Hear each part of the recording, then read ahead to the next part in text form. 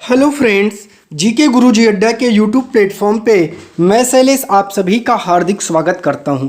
प्यारे साथियों, जैसे कि आप सभी को पता होगा आपका रीट का एग्ज़ाम फरवरी माह में होगा। उसी को ध्यान में रखते हुए हम आपके लिए लगातार क्लासेज ला रहे हैं। आज हम लोग जिस टॉपिक पर चर्चा करने वाले हैं वो है बाल विकास के सिद्धांत। बहुत ही इम्पॉर्टेंट टॉपिक है। बहुत अच्छे अच्छे प्रश्न आपके एग्ज़ाम में यहाँ से आते हैं। इस टॉपिक को बहुत अच्छे से ज़रूर समझिएगा। 1 से 2 नंबर फ्री का आपको यहाँ से मिलता है। आप लोग अगर चैनल पर नए हैं तो सबसे पहले चैनल को सब्सक्राइब कर लीजिए, वीडियो को लाइक कर दीजिए, अपने हर एक दोस्त भाई बहन तक जिसको इस वीडियो की आवश्यकता है उसको ज़रूर ये वीडियो पहुंचा दीजिए। तो चलिए चलते हैं अपने टॉपिक पर। सबसे पहला जो सिद्धांत है जिस पे हमें चर्चा करना है वो है समान प्रतिमान का सिद्धांत। आइए दोस्तों जानते हैं ये सिद्धांत क्या कहता है, इस सिद्धांत का क्या कथन है समझते हैं। इसके अनुसार प्रत्येक जाति अपनी जाति के अनुरूप के विकास के प्रतिमान का अनुसरण करती है। जैसे मानव हाथी, जैसे मानव का बच्चा है तो मानव की तरह ही व्यवहार करेगा, हाथी का बच्चा है तो हाथी के तरह ही व्यवहार करेगा। हाथी का बच्चा कभी मानव की तरह नहीं हो सकता, मानव का बच्चा कभी हाथी की तरीके से नहीं हो सकता है। इसे ही कहा जाता है, जो है क्या कहा जाता है, समान प्रतिमान का सिद्धांत कहा जाता है। ठीक है, चलिए समान प्रतिमान का सिद्धांत इसे ही कहते हैं। प्यारे साथियों, दूसरा जो टॉपिक है ये भी बहुत महत्वपूर्ण है, विकास की दिशा का सिद्धांत। कौन सा है? जो विकास की दिशा है उसका सिद्धांत है। ये सबसे ज़्यादा इम्पॉर्टेंट है और लगभग हर एग्जाम में यहाँ से एक क्वेश्चन तो जरूर बनता है, तो इसको अच्छे से समझ लीजिएगा। विकास की दिशा सिर से पैर की तरफ चलती है। मान लीजिए बालक का सिर है और ये पैर है, तो जो विकास की दिशा है वो सिर से पैर तक चलती है। जब हमारी विकास की दिशा सिर से पैर की तरफ होती है तो इसे मस्काधोमुखी, क्या कहते हैं, मस्काधोमुखी, अर्थात सिर से पैर की तरफ जब विकास होगा तो उसे मस्काधोमुखी कहा जाता है। ठीक है, चलिए दूसरा बात करते हैं। दूसरी तरफ जब हमारे विकास का क्रम मध्य से शुरू होकर बाहर की तरफ होता है तो यह समीप दूराभिमुख कहलाता है। अतः कह सकते हैं विकास क्रमिक होता है। ये कोई मानव है, ठीक है, ये उसका जो विकास है ये अंदर से बाहर की तरफ जब होगा तो इसे ही क्या कहा जाता है, इसे ही कहा जाता है समीप जो है दूराभिमुख। दोनों बहुत इम्पॉर्टेंट हैं, दोनों से बहुत ज़्यादा प्रश्न एग्जामों में बने हैं। अगला टॉपिक है भैया निरंतरता का सिद्धांत। ठीक है, विकास कभी न रुकने वाली प्रक्रिया है, यह जीवन पर्यंत चलने वाली प्रक्रिया है। हमने बताया था कोई छोटा बच्चा है, फिर उसके बाद मान लीजिए ये छोटा बच्चा है, कुछ दिन बाद इसका शरीर कुछ यूं हो गया, ये थोड़ा सा बड़ा हो गया, फिर यही बच्चा कुछ समय बाद कुछ यूं हो गया, ठीक है, और कुछ समय बाद यही बच्चा कुछ यूं हो गया।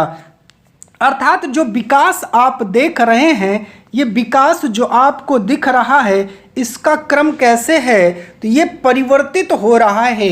अर्थात यहाँ विकास का चरण अलग है, यहाँ अलग है, यहाँ अलग है और यहाँ अलग है।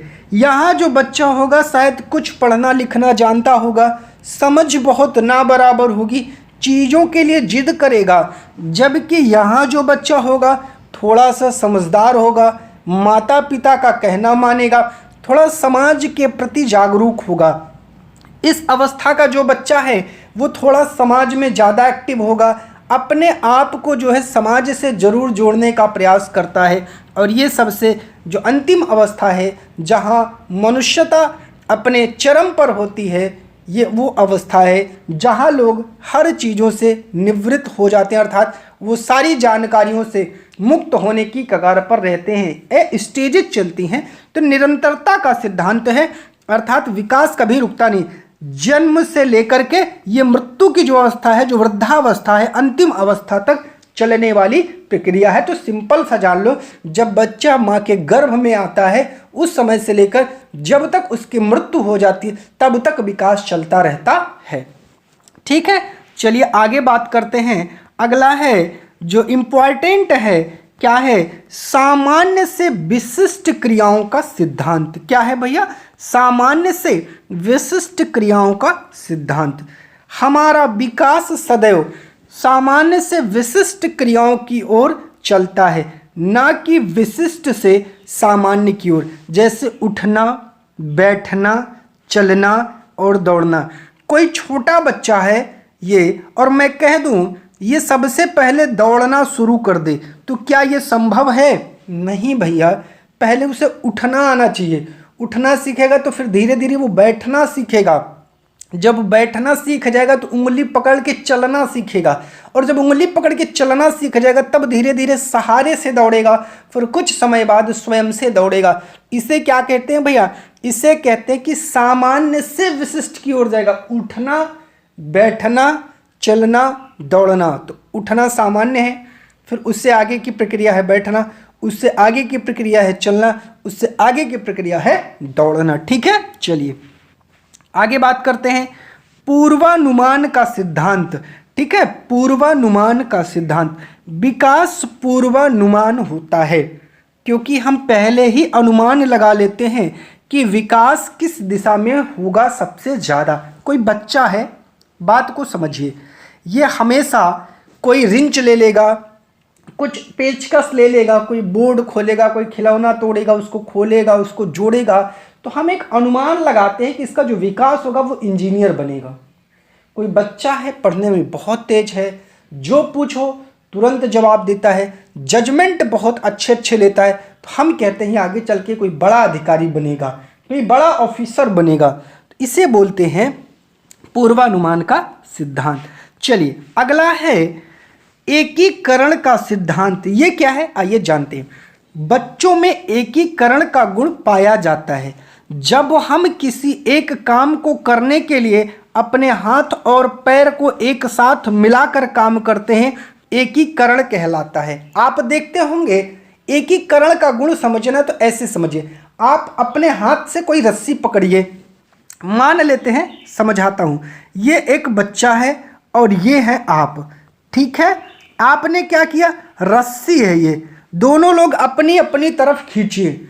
आप तो हाथ से ही रस्सी को खींचे रहेंगे। आप बच्चे को कहेंगे अगर तुम जीतोगे बच्चा ना तो तुम्हें चॉकलेट मिलेगी। तो क्या करेगा, अपना हाथ लगाएगा, अपना पैर लगाएगा, अपने पूरे शरीर को जो है एकदम पूरा ताकत लगा करके खींचेगा कि किसी तरीके से रस्सी उसकी तरफ आ जाए। क्या हो जाए, रस्सी उसकी तरफ आ जाए, वो आपको जीतने नहीं देगा।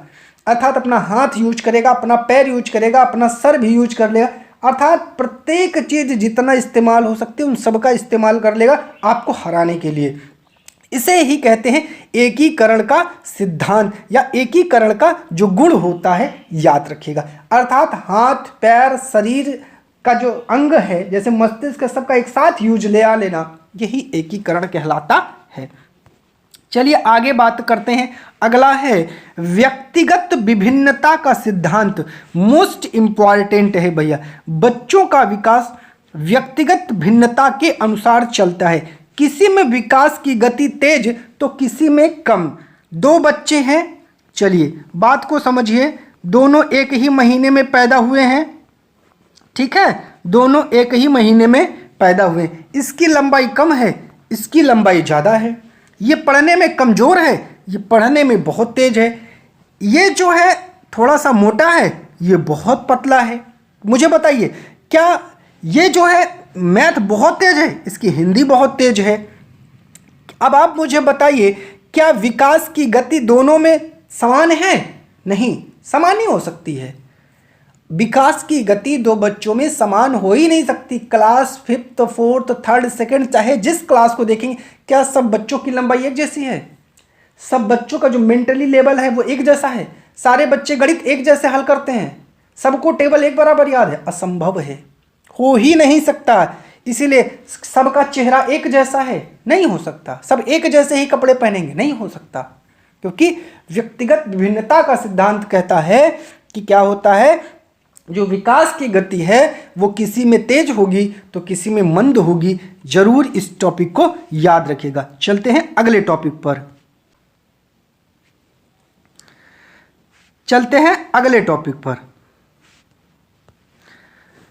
बात करते हैं आगे।